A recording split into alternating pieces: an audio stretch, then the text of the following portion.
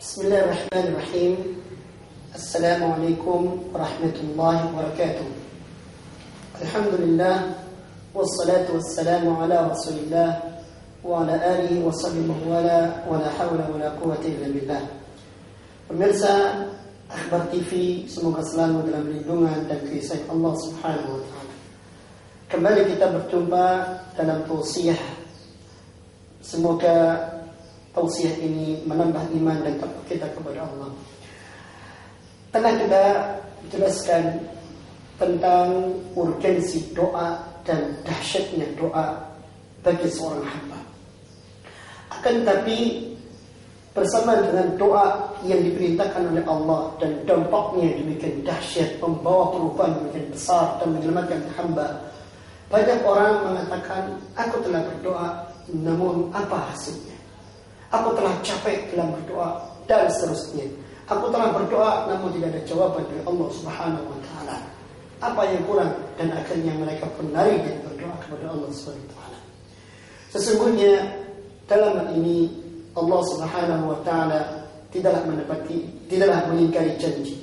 Allah selalu menepati janjinya, dan Allah mengatakan dalam surat Al-Baqarah ayat 186, wa idza sa'alaka ibadi anni fa inni qarib. Bila hambaku bertanya kepada Muhammad tentang diriku, maka jawablah, aku ini dekat. Ujibu da'watad da'i idza da'an.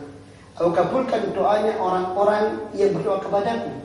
Maka dari itu syaratnya falyastajibu li wa yu'minu bi la'allahum yarshudun. Hendaklah mereka mengikuti seruanku, beriman kepadaku, agar mereka benar-benar mendapatkan petunjuk. Kalimat terakhir ini patut untuk kita ungkap bahwasanya pentingnya kita mengikuti aturan Allah Subhanahu wa taala di dalam kita berdoa. Dan Allah telah mengingatkan pula kepada kita, ud'uuni astajib lakum. Doalah kepadaku, aku kabulkan doa kalian. Ma'asyarul muslimin rahimani wa rahimakumullah. Pertanyaannya, bagaimana kita mendapatkan atau kiat-kiat apa yang bisa kita jalankan dalam meraih terkabulnya doa? Banyak cara, dan bahkan telah dibukukan oleh para ulama dalam berbagai macam kitab-kitab mereka. Namun kita simpulkan di sini beberapa cara yang penting untuk kita lakukan. Yang pertama yang harus kita lakukan ketika berdoa, hadirkan hati di saat kita berdoa. Berapa banyak di antara kita berdoa namun hati kita melanglang buana. Kita berdoa tapi hati kita di kantor, di pasar, dalam urusan dan yang lainnya. Kita berdoa, Rabbana atina fid dunya hasanah wa fil akhirati hasanah, tapi hati kita melantur kemana-mana.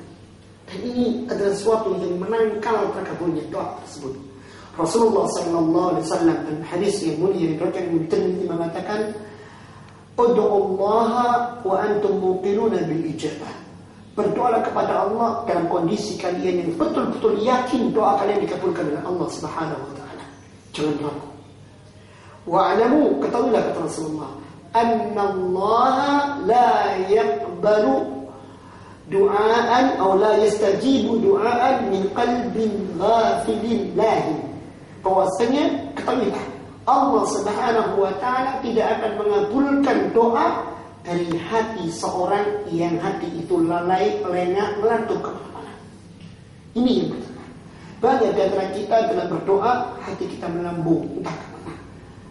Banyak di antara kita berdoa hati kita tidak khusyuk, tidak fokus, tidak betul-betul hati ini memahami dan mengikuti apa yang diucapkan oleh lisan dalam berdoa. Ini yang salah dari kita.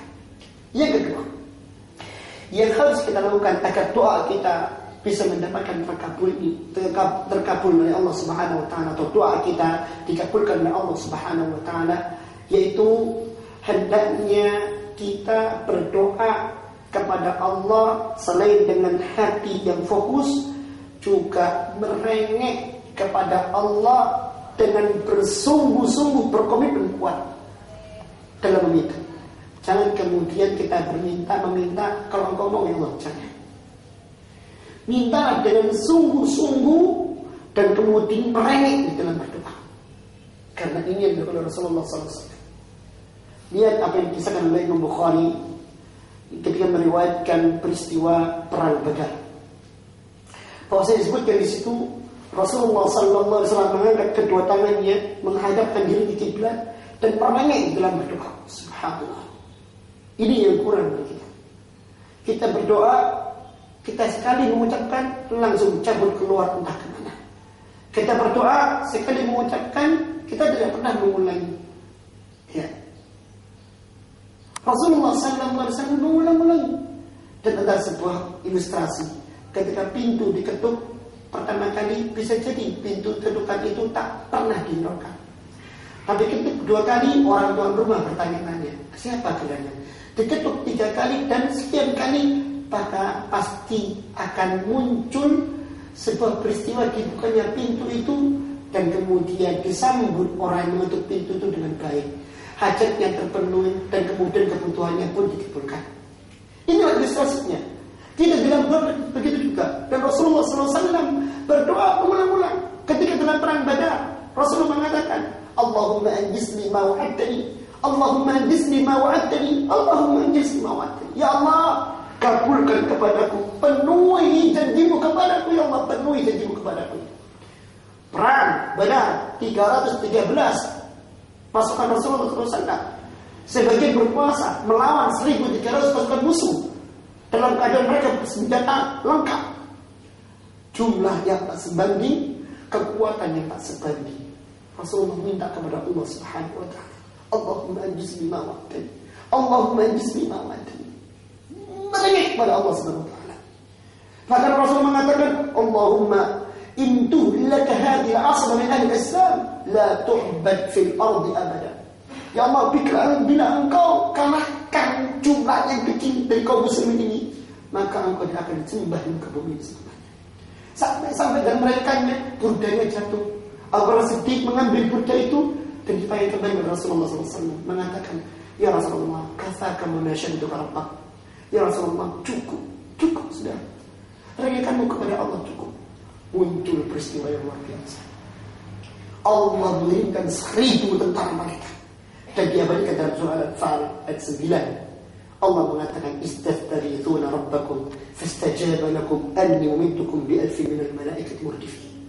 Ketika engkau beristighfar Muhammad, memohon pertolongan dari Tuhan dalam keadaan gentingmu, kami kirimkan 1.000 tentara malaikat kepadamu untuk memperandakan pasukan musuh itu. Mari. Ada satu kisah dari Al-Quran Al-Karim yang mana kisah ini sangat patut untuk diterasapkan dalam hati. Kisah yang diberikan oleh Allah Subhanahu wa taala tentang seorang nabi yang mulia, yaitu Nabiullah Yunus alaihissalam.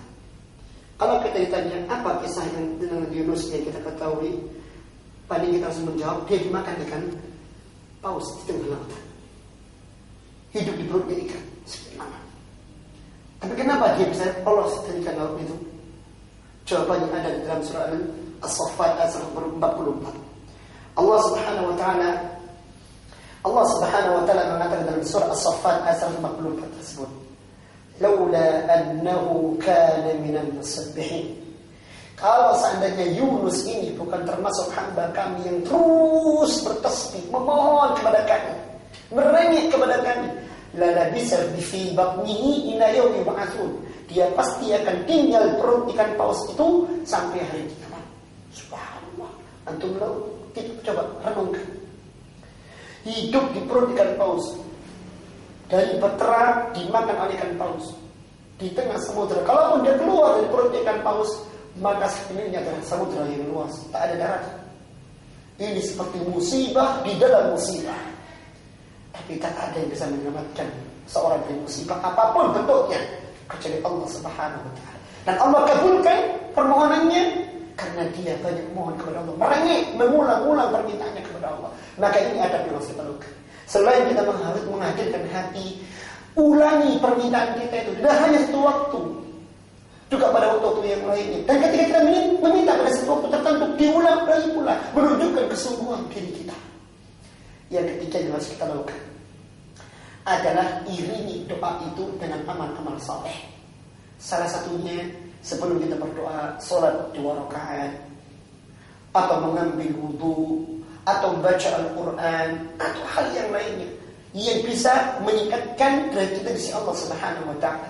Ada sebuah hadis yang sahih yang riwayat Bukhari Muslim, dan hadis ini sangat menarik untuk kita ungkapkan di sini tentang hamba Allah yang selalu mendekatkan dirinya kepada Allah dengan amal-amal sunnah, salat sunnah, puasa sunnah, sedekah, selain amal wajib yang dikerjakan.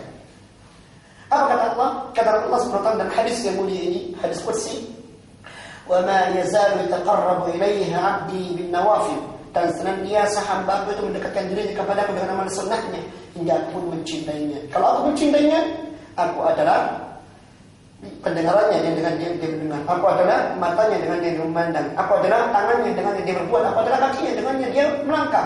Dijaga oleh Allah Subhanahu wa taala. Lihat selanjutnya ucapan atau ungkapan dari Allah Subhanahu wa taala ini dalam hadis qudsi tersebut. Wala in sa'alani la'utiyannah. Kalau seandainya dia minta kepadaku, pasti aku kabulkan permintaannya. Wala in ista'adzani la'u'idzanna. Kalaupun dia minta perlindungan kepadaku, pasti aku kabulkan permohonan perlindungan tersebut. Kenapa? Amal sunnahnya membawa dia kepada posisi atau kondisi yang sangat mendekatkan diri kepada Allah dan dicintai oleh Allah SWT. Ini mungkin yang kurang dari kita semuanya. Kita ucuk-ucuk langsung minta kepada Allah. Kita ucuk-ucuk langsung minta kepada Allah SWT. Maka mustahil ini pun dikabulkan oleh Allah Subhanahu wa taala. Atau sesuai jauh akan mendatangkan terkabulnya doa dari Allah Subhanahu wa taala. Dekatkan diri kepada Allah.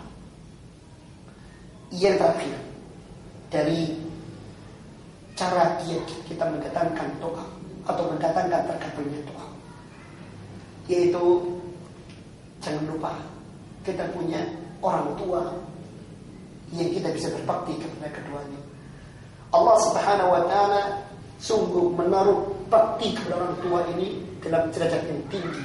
Sampai-sampai Allah mengatakan ketika seorang itu disuruh oleh Allah untuk mentauhidkannya, yang kedua perintahnya tidak boleh berduka pada orang tua. Ini mungkin yang kita lupa. Kita minta pada Allah dalam doa, tapi kita tak pernah memenuhi permintaan orang tua kita.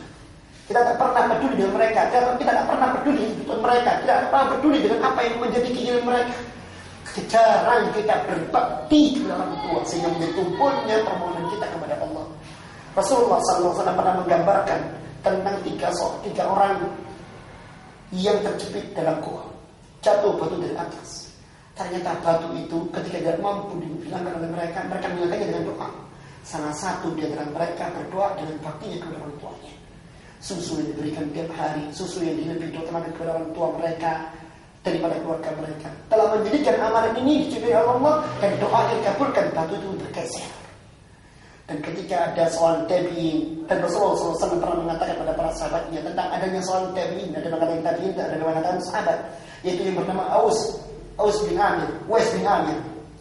Uwais bin Amir dari salah satu penduduk kota Yaman, yang dia terkenal sebagai seorang pemuda yang berbakti pada kedua orang tuanya. Berbakti pada orang tuanya. Kata Rasulullah, akan datang Uwais bin Amir kalian. Dia adalah anak yang berbakti kepada bundanya.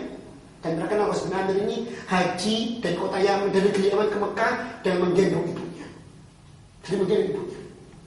Dan dia dengan itu doa dikabulkan oleh Allah SWT. Karena Rasulullah SAW, kalau seandainya Allah SWT bisa mengampuni dosa kalian melalui doanya, minta pada dia. Sehingga sahabat pun pernah berbondong-bondong minta. Sebab para sahabat pun minta doa kepada dia. Para sahabat meminta agar Uwais bin Amir mendoakan mereka. Sahabat, kenapa? Karena tajamnya permintaannya kepada Allah dari baktinya dia kepada orang tuanya. Mudah-mudahan 4 hal ini bisa kita lakukan. Hadirkan hati, ulangi permohonan, iringi dengan amal-amal saleh, kemudian berbakti kepada orang tua, merupakan sarana kita untuk bisa mendatangkan terkabulnya doa kita di sisi Allah Subhanahu wa taala. Karena tak bisa kita luput dari permohonan minta kepada Allah dalam hidup. Mudah-mudahan bermanfaat. Assalamualaikum warahmatullahi wabarakatuh.